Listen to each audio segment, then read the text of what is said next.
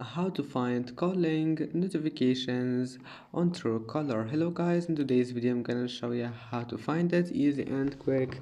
First, just open a Truecaller and now click on your profile, and here click the settings icon, and after that click calling, and here we'll find it. Here is it, notifications, and now manage anything you want. Here you can manage missed calls notifications and call alert notifications, and I hope that can help you. And after that just go back, it will be saved, and that's it.